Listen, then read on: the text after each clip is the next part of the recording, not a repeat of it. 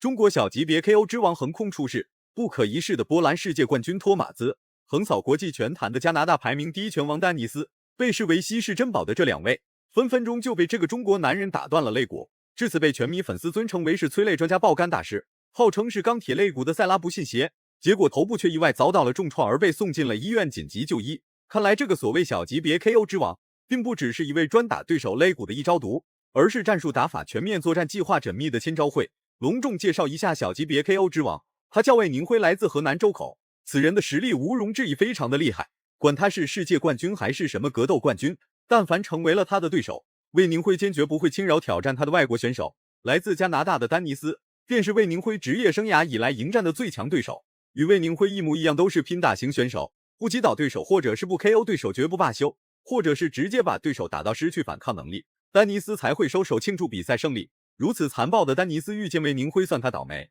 话就不多说了，来让我们欣赏一下魏宁辉的精彩表现。毫无人性惨绝人寰的丹尼斯，在遇见魏宁辉之前，他可谓是狂暴之极，见一个打伤一个，好下场是断胳膊断腿，不好的下场便是被打进医院进行抢救。他打的就不是比赛，而是把对手往死里打。搏击擂台在他这里瞬间变成了屠宰场。他非常灵活，他会打很多不同的动作，但力量都非常大。他不仅能打站立，关键他还能打地面，还能打 MMA 比赛，这非常全面。今天的这个比赛是泰拳比赛，跟前面这个是可以简单，我们可以欣赏一下这个泰拳。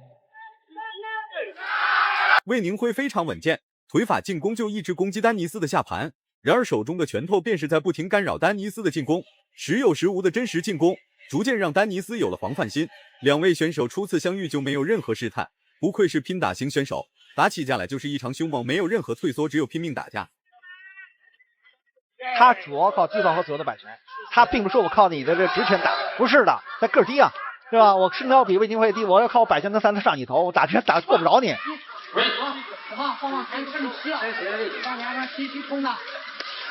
其实贴身以后，别人马上变这个袭击也是可以的。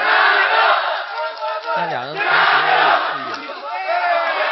文龙画虎的丹尼斯，他的真实实力还是非常不错的，毕竟是在国际擂台久经沙场的拳坛老将，实力这一块同样也是毋庸置疑。可能是因为丹尼斯太过小看魏宁辉，根本就没有任何的犹豫，果断向魏宁辉发起了猛烈进攻。遭到猛烈攻击的魏宁辉，他非但没有出现任何慌乱，并且还可以从丹尼斯的进攻当中寻找合适的进攻机会，以至于到后期一招制敌把丹尼斯瞬秒 KO 掉。这个飞赛漂亮漂亮，爆发力太好了，爆发力灵活，爆发力好，速度快，力量还大，力量非常大，速度。塞利斯布瑞克是我个人说现场看到的速度让我感觉到惊讶的一名选手，漂亮反击，但他唯一所欠缺的是缺乏一个连击，这是一个所欠缺的。再一个，他虽然有这个拳腿的，非常漂亮。丹尼斯被誉为是搏击鬼才，各国的搏击战术和武术底蕴这家伙都有过了解，巴西的、泰国、日本的、韩国的等等一系列国家，就连中国的武术散打他都有过深入了解，足以证明丹尼斯并不是徒有虚名的搏击鬼才，而是名副其实能扛能打、攻防兼备的打拳奇才。拼打型选手在对拼当中，他们会有一个缓冲阶段，以此来准备下一次猛攻时所需要的力量和体能，搂抱便是最好的修正方式。对，你不要错的，你一错的就没法打这场比赛，没法打这比赛了，硬碰硬再打，对，只能扛住，但扛住也挺困难的，别太重。魏宁辉虽然是年轻啊，但是呢，他的大赛经验其实要比丹尼斯布瑞克要丰富。比赛结束，我们来看看这个魏宁辉同这个加拿大丹尼斯的第二回合的比赛。第二回合开始了，进攻激进的丹尼斯逐渐意识到了不对劲，于是便增多了搂抱次数，以此来迷惑魏宁辉的判断力和抉择方向。裁判的警告貌似对丹尼斯一点用处都没有，甚至还会让丹尼斯变本加厉对魏宁辉实施搂抱。真正的拼打型选手，他们的字典里面根本就没有搂抱二字，更没有第二回合这4个字。第一回合分不出胜负的选手，他不是一位好的拼打型选手。撞，对，但双方没有打出走，其实这是泰式比赛可以用的。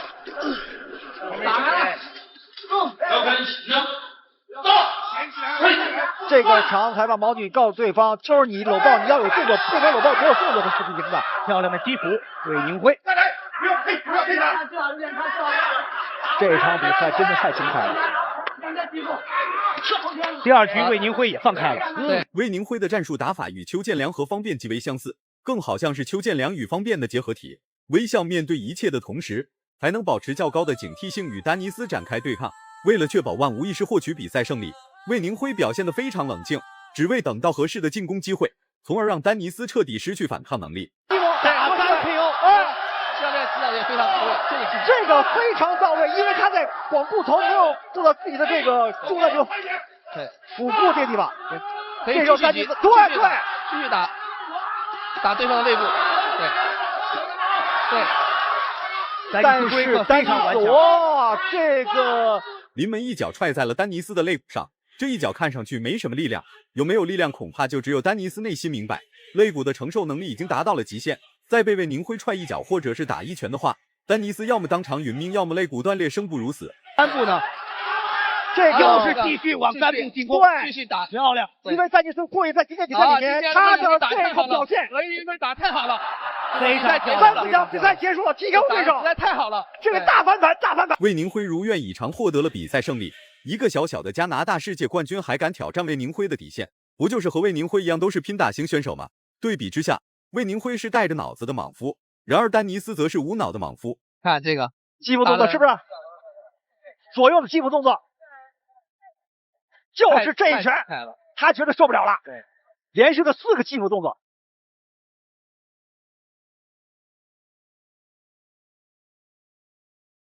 第二位选手叫塞拉，他号称自己拥有全世界最坚硬的肋骨。这一次挑战魏宁辉并不是为了胜利，而是想用自己的肋骨挑战一下魏宁辉的催泪拳。难道这就是传说中的不作死就不会死？既然他是来找茬的，魏宁辉也没必要和他多说什么废话，话就不多说了。来，让我们欣赏一下魏宁辉的精彩表现。大点肝早点散，遇到如此难题，魏宁辉又该如何抉择？黑色拳套是塞拉，白色拳套是魏宁辉。还要伺机而动，因为魏宁辉一旦发力必将势不可挡。连续的重击来自于塞拉。魏宁辉的这个主要特征是拳法很重，对，上肢力量非常好。对，大部分情况下是 KO 别人。魏宁辉在此之前很少在国内打比赛，一般都是在泰国擂台和国际擂台。别看他年龄不大，看上去实力不强，其实魏宁辉已经单方面完成了3级跳，成为了中国年轻最小的小级别 KO 之王。能达到这个成就已经算是人中龙凤。面对眼前这位钢铁肋骨，魏宁辉并没有按部就班与塞拉展开对抗，而是制定了新计划，与这个所谓的钢铁肋骨玩战术。魏宁辉还是不慌不忙显示出来一个大将风范。这个节奏有点像泰拳的节奏。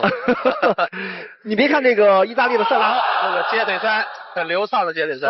他踢着鸡腿之后，魏宁辉不出动作，他反而害怕了。你要出动作还好呢，他到底我出的我就是少击中，为什么你不出动作呢？是吧？他说，你到底想干什么？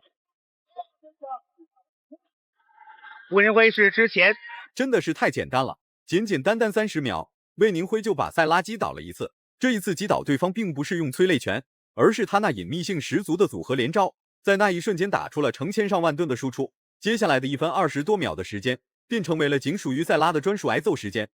魏宁辉多次用这种暴风骤雨般的这种平收的进攻，知道这机会。刚才塞拉是措手不及，再一次的，这是招牌的杀手锏。你看看，他主要是靠前手的这个。看看魏宁辉出拳的密度和力度，还有骇人听闻的精准度，保准让塞拉眼前一亮，吓得他连喘气都不敢大声喘气。但凡让魏宁辉听到一点呼吸，那么等待塞拉的就只会是漫长且无歇止的进攻。肋骨的攻击对塞拉没有任何效果，于是魏宁辉把目标对准了塞拉的头部。毕竟这家伙的肋骨跟石头做的一样，一般进攻根本奈何不了。连击能力以及爆发力，这有点扛不住了。如果再有这个组合，可能就有可能 KO 了。对，多次的头部还有肋部受到重击的塞拉，现在是疲于防守。现在魏宁辉他主要靠的左右摆拳，他不是直拳，前后手的直拳不是这样。你看，对，是吧？就靠了。而且魏宁辉这个击有这个击骨也有击头，对、是的，很难防守。比赛一边倒了，现在。对。魏宁辉的催泪拳再怎么厉害，那也无法在短时间内伤他一分一毫。第1回合很快就要结束了，塞拉的身体有点略微顶不住，幸亏第1回合的时间到了，回合结束的铃声救了他一命。到了第2回合的塞拉有点慌了神，他根本没预料到魏宁辉竟然这般厉害。这个出拳，那时候我想，假如说有个腿击的动作的话，说不定效果还能更死。是的，魏宁辉是非常善于打破，特别是泰拳手的这种固有的节奏。刚才还说的有点慢，突然就是暴风骤雨的打。对，是的，太精彩了。漂亮，接连的又是击头和击腹连续。能扛能打的同时，还可以给足塞拉压制力。肋骨坚硬的塞拉，他根本不需要进行防守，只需要把进攻打出去就可以。然而魏宁辉不仅要顾着自身的安全，也要随时提防塞拉的进攻，尽最大可能把重拳打出去。31岁的泰拳老将塞拉，塞拉想还以颜色，想给魏宁辉予以击腹拳。魏宁辉这个时候又表现出来了耐心，什么时候突然发力？魏宁辉的拳太重了。现在他已经找到你这种节奏了，你看没有？看没有？多角度变换。对，你尽管你击我头，但是当你节奏下来，我突然一个反击，前手反击，我也会打。这时候我就说，魏宁辉除了出拳之后，你也要加强你的腿法的进攻。这种叫肋骨受到不同程度挫伤的塞拉，不得不多加注意魏宁辉的肋骨。就在这千钧一发之际，魏宁辉的拳头不知不觉就开始往塞拉的头部上打。肋骨坚如磐石的塞拉，头部却意外遭到了一次重击，这是他万万没想到的事情。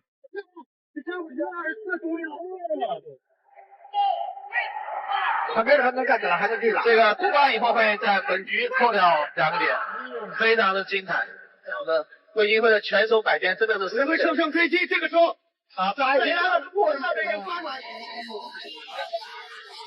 魏宁辉再次获得了比赛胜利，让众多世界冠军闻风丧胆。